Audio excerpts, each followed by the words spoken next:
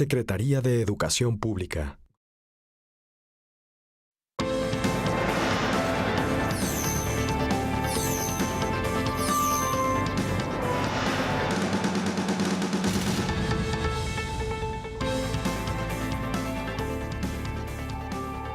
¿Qué tal? ¿Cómo le va? ¿Cómo le va? Qué bueno que está con nosotros. Gracias. Bienvenido a una emisión más de Mesa Cuadrada. Me da mucho gusto saludarle. Soy Enrique Lascano. Y les saludo, como siempre, en nombre de todos mis compañeros de este equipo de trabajo de Verónica Ortiz. ¿Cómo estás, Vero? Muy bien, encantada de verlos. Me da gusto saludarte. El maestro Pepe Ureña. Buenas noches. ¿Cómo estás? Bueno, y hoy un muy destacado invitado, un muy destacado internacionalista, el maestro Arturo Magaña, que ha sido... Mire, me iba yo a pasar buena parte del programa diciéndole su trayectoria. Es un hombre que ha trabajado en el terreno parlamentario y lo conoce muy bien, sobre todo en estas áreas que tienen que ver con las relaciones internacionales. Es un hombre premiado, es un hombre reconocido, muy destacado académico también y un muy destacado analista e internacionalista. Maestro, gracias por acompañarnos. Muchas gracias, Enrique, además por la presencia tan pues, elogiosa. Gracias, Verónica. La verdad, me quedé cortín, pero bueno. Estamos en estos prolegómenos de los 100 días. Los 100 días conmovieron al mundo. No sé, estos son los 100 días que nos conmovieron a nosotros. Cuando, mire, la verdad es que también al mundo, ¿no? Es decir, los 100 días de la presidencia del señor Donald Trump. De manera muy particular le diría pues que nos ha pegado a nosotros porque compartimos 3,000 kilómetros de frontera común y tenemos una gran cantidad de asuntos con los Estados Unidos. No solo el tema que ha estado ahora, pues hay muy bien, ¿no? El tema del Telecán, del Tratado de Libre Comercio, sino pues una gran cantidad de temas, ¿no? El tema de los migrantes, de seguridad, de cualquier cantidad, todo, digamos, ¿no? Todo lo que trae consigo, ¿no? Lo anexo y conexo entre dos naciones que comparten 3,000 kilómetros de frontera. Bueno, y el cruce más... y las relaciones ¿no? De Tijuana a San Isidro. Sí. Y pues, bueno, pues si no le pareciera esto poco, de repente tener un hombre que ha sido toda la vida un empresario pragmático y que ahora pues pretende gobernar en buena medida a través de su Twitter. Entonces, pues esto complica más las cosas, ¿no? Así es que, pues este es, digamos, el panorama. Y pues si quieren empezamos ahí con las reflexiones, Verónica. Sí, pues sí, efectivamente, ¿no? Hablar sobre los recientemente cumplidos 100 años, lo que a mí me parece es que más bien lo que es que apenas van, no 100 años, perdón, 100 días, apenas van, ¿no? Más bien 100 años. Parecieron 100 años exactamente, ¿no? Ya se viene así, exacto, 100 años de soledad. Oye, y como decir, y no hay cuerpo que los aguante, ¿verdad? Entonces... desafortunadamente apenas van 100 días visto desde el otro ámbito, pero efectivamente, y gracias por acompañarnos, Arturo, como para hacer un balance, que pues sí, efectivamente no puede ser muy desapasionado porque somos directamente partes involucradas, pero tratando de hacer, digamos, como una ¿no? valoración objetiva, me parece nada más como para arrancar dos cosas. Una, que mucho se ha dicho que es el presidente norteamericano que llega a este momento con un nivel de aprobación muy bajo. O más bajo, ¿no? Es decir, o que más pronto, digamos, consumió su nivel de aprobación. Y dos, que efectivamente es frente a las expectativas creadas en la campaña y sobre todo esta retórica, ¿no? Muy incendiaria. Ya hace aquí el recuento, Enrique, ¿no? De los temas que directamente nos aluden, de migración, del muro, del TLC, pero también hacia allá, en los temas de quitar el Obamacare, ¿no? Del tema fiscal, es decir, las grandes expectativas. En realidad lo que estamos viendo son pocos logros concretos y afortunadamente, me parece, sí una activación de los sistemas de contrapesos institucionales de la democracia americana que han moderado justamente o le han quitado posibles banderas, frente a lo cual ha tenido otras reacciones que ahorita veremos, pero no sé si compartes conmigo esta percepción de que efectivamente ya se dio cuenta también Trump que una cosa es prometer y otra cosa es gobernar, ¿no? O deliver, ¿no? Como dirían en Estados Unidos. Sí, estoy completamente de acuerdo. Afortunadamente es así, porque más bien la expectativa era que él pudiera incluso reducir la efectividad de esos contrapesos y los equilibrios institucionales. La verdad es que no ha sido el caso, salvo quizá en 2 casos específicos ha conseguido trabajar de cerca con el Congreso sin mayor problema, especialmente con la nominación y aprobación del ministro Neil Gorsuch. Pero por lo demás, pues la verdad es que hay muchos obstáculos. Es verdad que, digamos, hay un desbalance entre la producción de legislación y de acciones ejecutivas que aparecería cuantitativamente que es muy impresionante. Entre 30, digamos, piezas de legislación, 28 acciones ejecutivas en los primeros 100 días. Eso suena impresionante y efectivamente solo se compara con Harry Truman, etc. Luego ver, digamos, los méritos de los documentos y de las acciones. Y ver si se pudieron implementar o no. Entonces sí estamos en presencia de un impacto cualitativamente muchísimo menor. Y la verdad es que ahí sí, a lo mejor en mínimos históricos desde hace muchos años. No así en términos de la popularidad, ¿no? En términos de la popularidad estamos hablando de 42%, es el más bajo desde Eisenhower en sus primeros 100 días. Y en los primeros 100 días la verdad es que es un periodo muy importante como para empezar a ver qué sigue. Solo eso, no marcar digamos, una guía de lo que se espera en el resto de los próximos 4 años o 8 años. Espero que no. No, yo también. Pero por lo menos en los 4 años que vienen, un poco cuáles son las directrices y cómo va a ser medida la eficacia política, el grupo en el poder, etcétera. Ese es otro punto, es decir, el gabinete tardó muchísimo tiempo en ser integrado. Sin conformarse. Todavía Sonny Perdue, el secretario de Agricultura, apenas ayer, antier. Latino. Leitziger, el nuevo representante comercial, apenas antier. Por tanto, la verdad es que en 100 días, digamos, comparativamente hablando, Roosevelt aprobó la legislación del New Deal. ¿Es mucho? ¿Es poco 100 días? Bueno, depende. Es decir, también en buena medida depende de cuál es la popularidad del presidente, incluso al interior del sistema político. Pero la verdad es que, pues, 42% supongo que solo da para eso. No habíamos tenido un presidente con esa popularidad que además va en contra de la tendencia normal en cualquier régimen democrático, ¿no? Sí, inmediatamente después de la elección, pues hay, digamos, una sensación de parte de los electores y los grupos afines de que, bueno, empieza a trabajar y hay que darle espacio. Y de la oposición de darle cierto voto de confianza y decir, bueno, pues ya veremos, a ver qué pasa.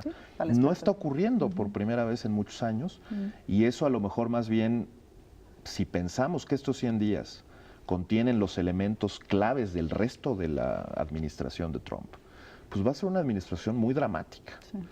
Pues en el sentido de que va a haber una frustración constante, primero, con acciones ejecutivas que no terminan de implementarse por acciones judiciales, por ejemplo. Una confrontación permanente con la prensa. Líos con el Congreso que le impiden, por ejemplo, sacar una legislación que parecía muy fácil de aprobar en los primeros 100 días, incluso con mayoría republicana, el Obamacare, más bien la legislación que iba a sustituir al Obamacare. En fin, entonces, la verdad, medido de esa manera, pues es un poco más improductivo de lo que esperábamos, pero por otro lado estaba claro desde el principio que un país así de dividido y una clase política así de polarizada, pues probablemente iba a polarizar más todavía con las acciones del presidente. Pepe, en torno a México, ¿cómo medirías tú lo hecho por Trump? Porque por una parte con un tuit tumba el peso, pero en términos reales sus decisiones no trascienden. ¿Sí? O sea, ¿cómo medirías tú la relación con México, lo que ha hecho y el pronóstico de lo que viene? De hecho, yo adicionaría, si nosotros hubiéramos hecho, digamos, una prospectiva cuando empezó Trump, el día que gana las elecciones, y cómo nos imaginamos que iba a estar el peso acuérdate de pues la verdad es que fue hasta revaluando el peso, pues, ¿no? Entonces, llegaba a 25 y todo esto, ¿no? No, yo creo, Pepe, que en realidad hay un déficit de seriedad en los pronunciamientos, tanto en Twitter como del vocero de la Casa Blanca, como de algunos otros actores políticos, lamentablemente incluso de secretarios de Estado, estoy hablando del secretario de Comercio, esencialmente en Estados Unidos, en relación con los temas mexicanos o con los temas norteamericanos, que empieza, yo creo, a generar la conciencia cada vez mayor de que un tuit no es política pública y que en una de esas un tuit está dirigido más bien a hacer política interna, no es política exterior. Por tanto, algo que parece una decisión del presidente que está transmitiendo por Twitter, pues parece un poco, bueno, es que esquizoide, pero a veces eso no es una decisión. A veces eso es un mensaje para ciertos públicos internos. A veces eso es un mensaje de cierta manipulación, tratando de generar una reacción que él espera para ponerse a negociar un tema, señaladamente lo que vimos hace algunos días con su supuesta amenaza de salida intempestiva del Telecán. Claro. Bueno, la verdad es que tiene que haber ese proceso como de comprensión cada vez mayor, de que hay una distancia enorme, una brecha que jamás vimos de ese tamaño, entre un comunicado, un tuit, lo que dice el vocero, se acordarán, el 20% del Border Adjustment Tax, que nunca pasó, que no es parte del plan fiscal, que no, desde luego no será aprobado en el Congreso. El tema del muro, que me parece realmente dramático. Sin fondos. ¿Cómo estuvimos todo el tiempo hablando de esto como un fait accompli? Esto ya es. Y bueno, pues resulta que no había dinero. Y resulta que no habrá dinero. Bueno, ayer decía, bueno, hace unos díes decía Madeleine Albright, que estuvo de visita, que era demencial, ¿no? Y bueno, Madeleine lo sabes, exsecretaria de Estado. Yo no alcanzo a entender, de veras, cuando, pues, nos hemos pasado buena parte de nuestra vida profesional viendo qué pasa allá en Estados Unidos y México y tal, y nos ha tocado, pues, digamos que cronicar o informar sobre las actividades de varios presidentes ya de Estados Unidos. Yo no le alcanzo todavía, lo digo sinceramente, a poder opinar si es muy listo o si es lo contrario. De veras, pues digo, bueno, a ver, está por Twitter, esto significa que... Es una estrategia. No, es exacto, no, es una estratega. Porque bueno, un hombre que tiene esa fortuna, pues tonto no debe ser, ¿no? Pero yo no entiendo. De veras me declaro, no sé si sea muy listo o de plano no. Sí.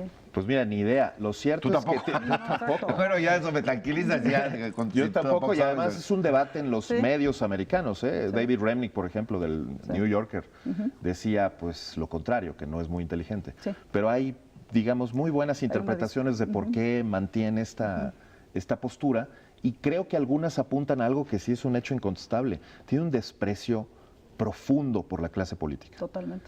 Ese desprecio me parece que lo lleva también a despreciar todas las formas usuales por los medios de la política. Bueno, por supuesto. Es decir, hay un desprecio por el statu quo en general.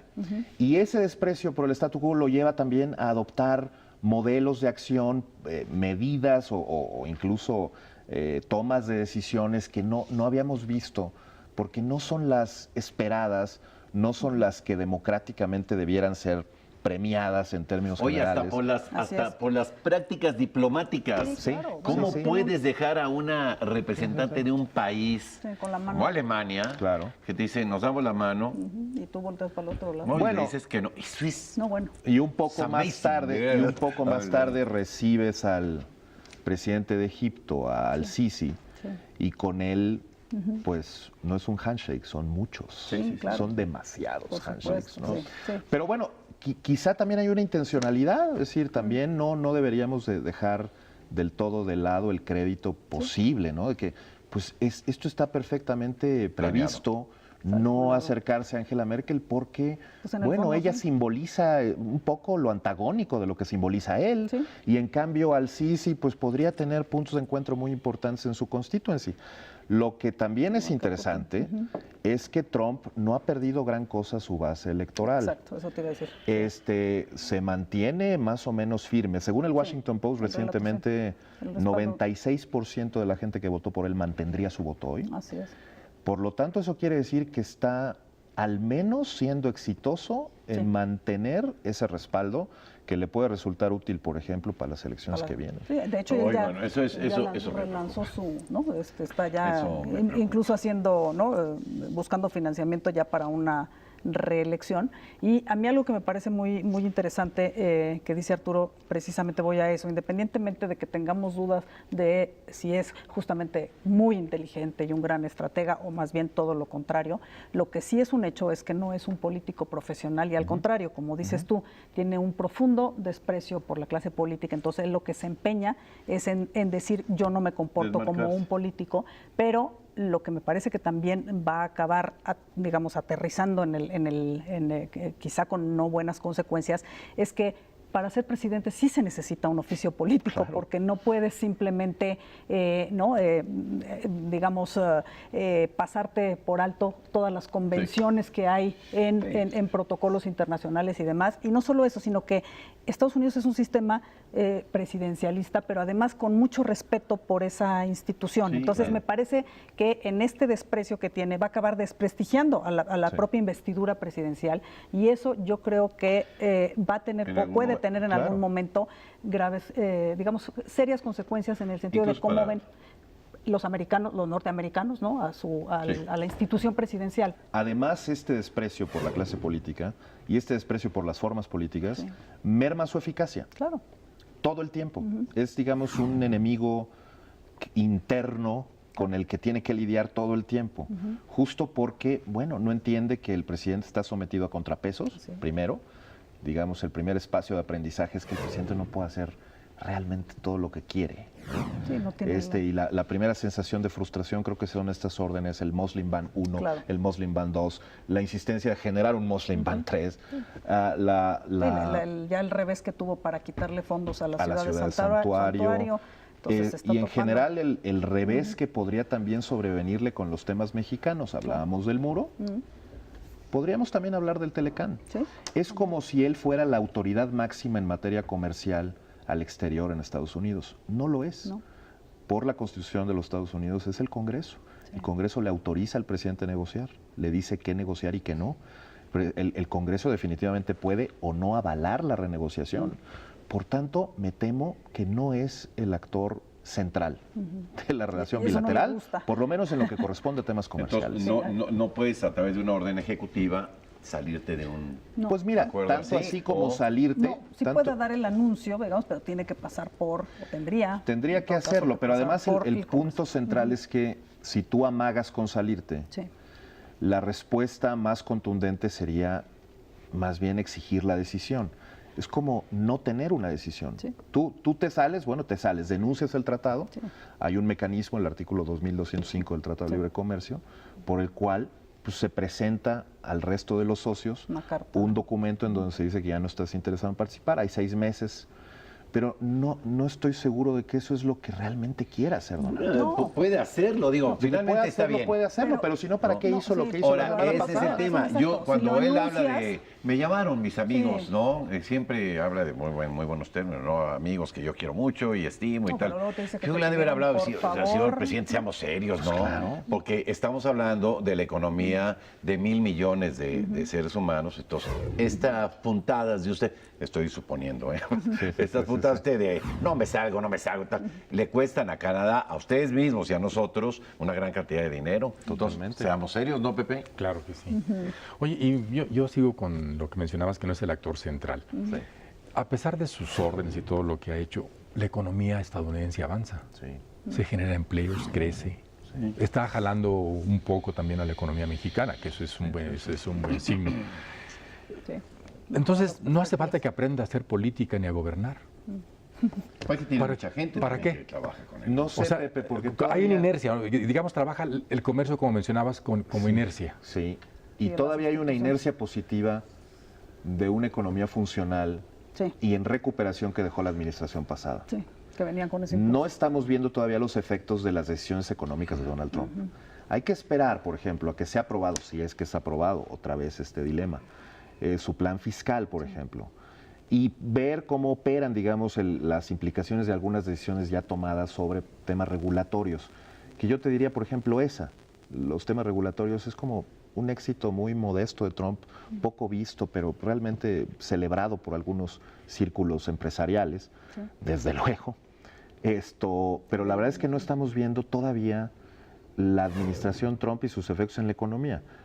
Podría haber sido más drástico, en eso sí estoy de acuerdo, podría haberle dado al traste de inmediato, pero creo que se ha venido, digamos, equilibrando todo lo controversial, todo lo melodramático, todo lo complejo, con cuestiones que le empiezan a dar éxitos temporales y que le sirven para mantener a flote la administración. Claramente los temas de política exterior, celebrada por atroz que nos parezca desde esta parte del mundo, lo que pasó en Afganistán o el bombardeo a Siria o lo que sea, pero muy celebrado en cierta clase política y empresarial en Estados Unidos, que bueno, pues le gusta ver a un presidente tomando decisiones en política exterior, algo que la verdad sí se le complicaba al presidente Obama y que no necesariamente, digamos, terminaba siendo lo eficaz que él mismo quería, ¿no? Creo que tiene que ver con una concepción personal de la vida. Sí, ¿no? Digo, del valor de la vida. Y de la responsabilidad de ser el presidente, porque Obama sabía, como sabe Trump, que ahí sí no hay muchos controles.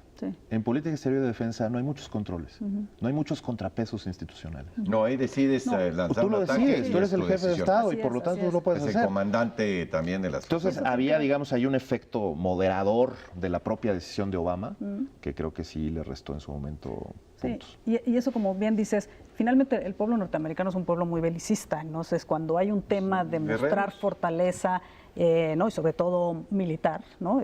Y superioridad, en general cierran filas en torno, y por eso exactamente estos ataques que justamente lo que hicieron fue una demostración de ese, sin un plan posterior, ¿no? Es decir, pues nada más era el efecto mediático, porque la atrocidad del tema de las imágenes de las armas químicas en Siria, pues la verdad es que no se detuvo ni nada, simplemente los atacaron, parece ser que ni siquiera se hizo mayor daño a la flota aérea, ¿no? Que estaban en otro lugar. Entonces, bueno, digo, fue una demostración de fuerza, pero sin ninguna otra consecuencia como para frenar el tema de fondo. Razón. Pero sí va en este sentido, y lo que tú dices es importante, porque a Obama mucho se le criticó eso, que también tiene que ver, como decía Joseph Nye, sobre esta ambigüedad, de cómo ven los americanos su papel en el mundo, o sea, como proveedor de bienes globales. Obama tenía mucho más esta escuela de decir, y lo decía él, a Estados Unidos no le deben de temer, ¿no? Sino de respetar.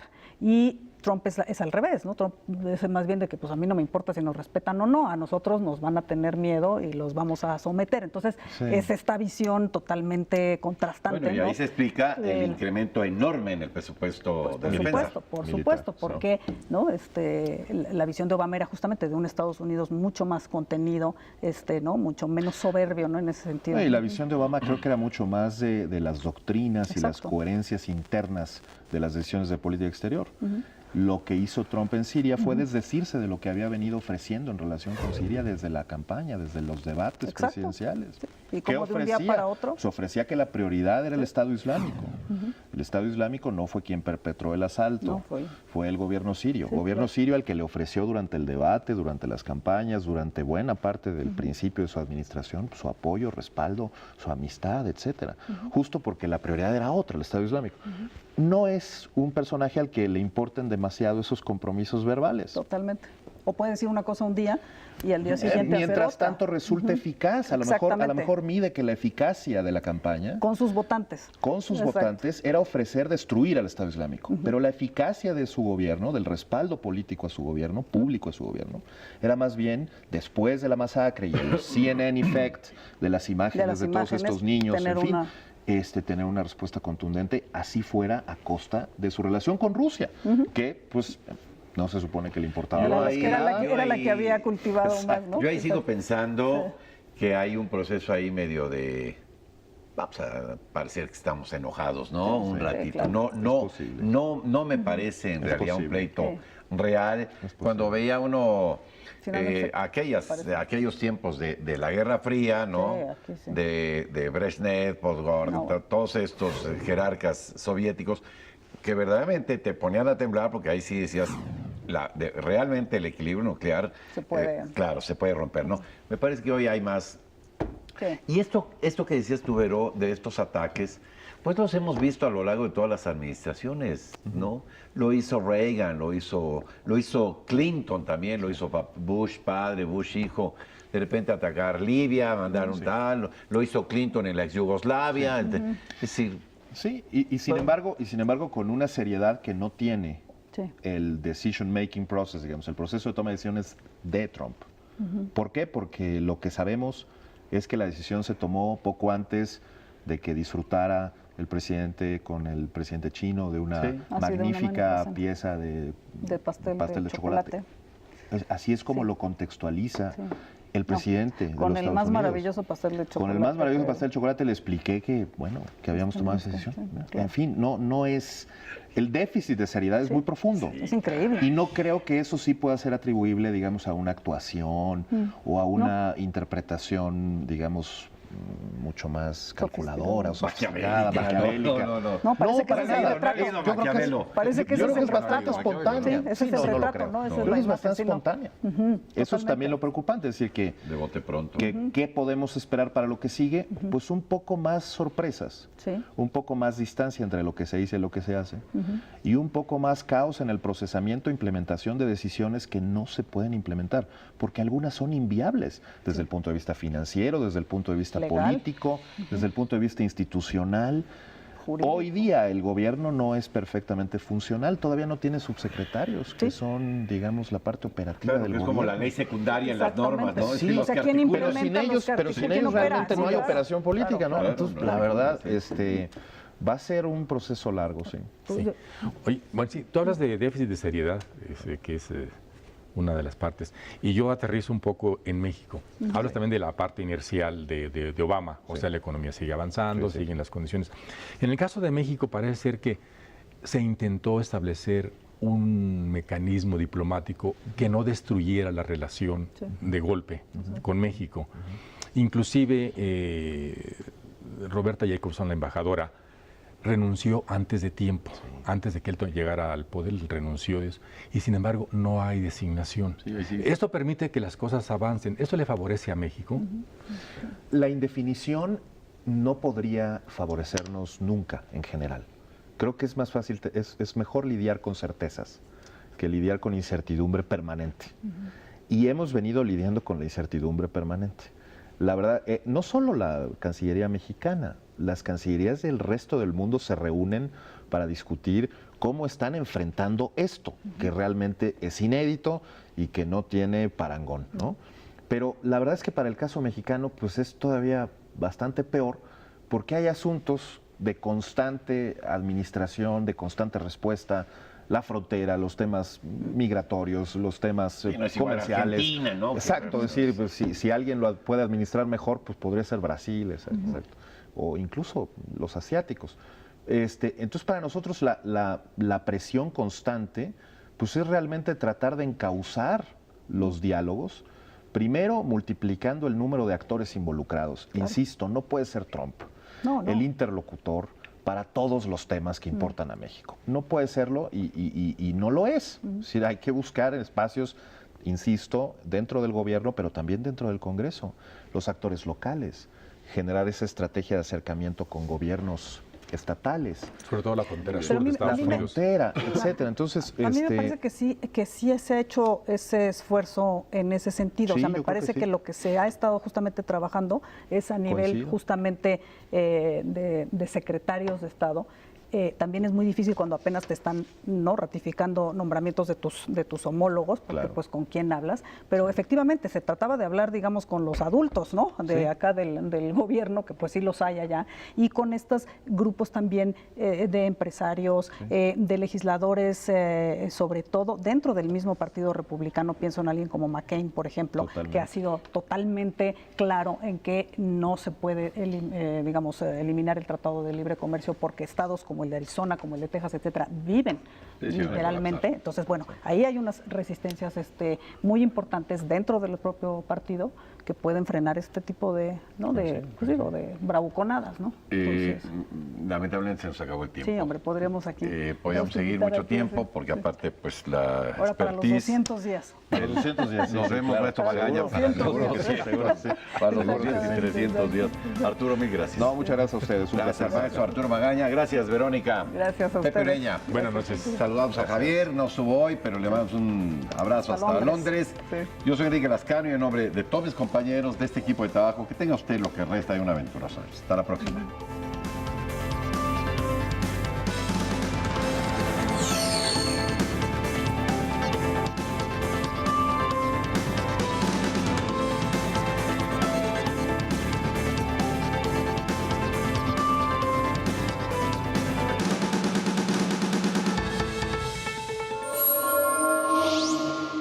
Secretaría de Educación Pública.